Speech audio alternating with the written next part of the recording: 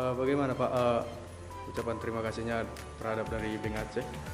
Baik, terima kasih karena mungkin hari ini dengan duduknya saya Surati perbankan dan non perbankan, alhamdulillah Bank Aceh langsung respon dengan memberikan bantuan alat penyemprot 10 unit, mungkin ditindaklanjuti dengan sembako melalui Posko Induk, dan Posko Induk itu adalah pemerintah Kota Darussalam.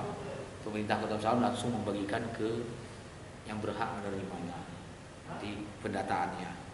Jadi kami instruksikan untuk pembagian itu melalui dari pemerintah Kota Darussalam, jangan nanti adanya pilih kasih.